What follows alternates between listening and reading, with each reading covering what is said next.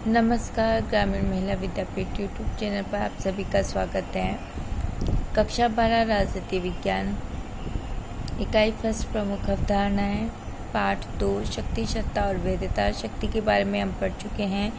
आज हम सत्ता के बारे में चर्चा करेंगे। सत्ता क्या है, सत्ता का अर्थ क्या है, सत्ता की परिभाषा क्या है, सत्ता के रूप और सत्ता पालन के आधार।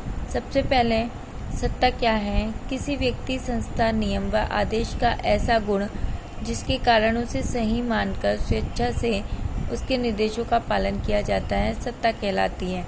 जब व्यक्ति अपनी इच्छा से किसी व्यक्ति, संस्था, नियम व आदेश को सही मानकर उसके निर्देशों की पालना करता है तो वह क्या कहलाती है? सत्ता कहलाती है। सत्ता का अर्थ, सत्ता को अंग्रेजी में अथॉरिटी कहते हैं। जो सत्ता है उसको अंग्रेजी में अथॉरिटी कहा जाता है। अथॉरिटी शब्द की उत्पत्ति ऑक्टोरिटर शब्द से हुई है, जो कि कौन सी भाषा का है? लैटिन भाषा का है, जिसका शाब्दिक अर्थ क्या है? बढ़ाना। तो ऑक्टोरिटर शब्द का शाब्दिक अर्थ क्या है? बढ़ाना है। परिभाषा, सत्ता की परिभाषा, सत्ता को परिभाषित करते हुए बायस्टेड कहते हैं सत्ता के प्रयोग का जो संस्थात्मक अधिकार है वह क्या कहलाती है? सत्ता कहलाती है। बायस्टेड ने सत्ता को परिभाषित करते हुए कहा है कि शक्ति के प्रयोग का जो संस्थात्मक अधिकार है वह क्या है? सत्ता है। हेनरी फ्योल सत्ता को परिभाषित करते हुए कहते हैं आदेश देने का अधिकार व आदेश की पालना करवाने की शक्ति सत्ता है।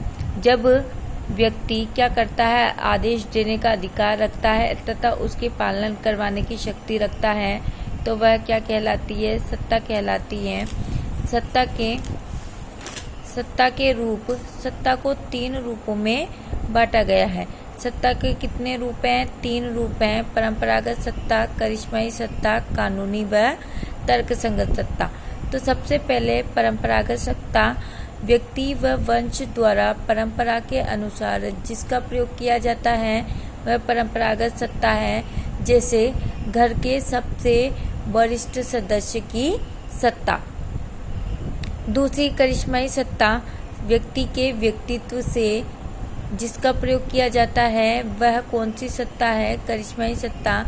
जैसे अटल बिहारी वाजपेयी, प्रधानमंत्री नरेंद्र मोदी आदि की। तीसरी कानूनी व तर्कसंगत सत्ता, जो किसके द्वारा प्रयोग की जाती है? जो व्यक्ति के पद के अनुसार प्रयोग में लाई जाती है तो वह कौन सी सत्ता है?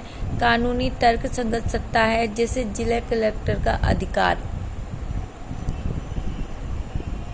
या जिला कलेक्टर की सत्ता। सत्ता पालन के आधार, तो सत्ता पालन के 4 आधार माने गए हैं। पहला विश्वास, तो सबसे पहला जो आधार है वह क्या है? विश्वास। तो सत्ताधारी के प्रति विश्वास। जनता को सत्ताधारी के प्रति क्या होना चाहिए? विश्वास होना चाहिए। जनता का सत्ताधारी के प्रति जितना गहरा विश्वास होगा, सत्ता की जो पालना है वह उतनी ही सरलता से हो जाएगी। उसके जो आदेश है, जिसके जो आदेशों की जो पालना है वह क्या होगी? उतनी ही सरलता से होगी जितना सत्ताधारी के प्रति जनता का विश्वास होगा। दूसरी एक रूपता, सत्ताधारी व जनता के विचारों में क्या होनी चाहिए? एक रूपता, समानता पाई जानी चाहिए। दोनों में अगर समानता होगी तो सत्ता पालन आसानी से हो जाएगी। सत्ता के पालन जो है वह किससे हो जाएगा? आसानी से हो जाएगा। तो सत्ताधारी व जनता के बीच विचार व आदर्शों की क्या होनी चाहिए? एक रूपता होनी चाहिए। विचार व आदर्शों में समानता होनी चाहिए। लोकहित, जनता द्वारा स्वेच्छा से माने जाने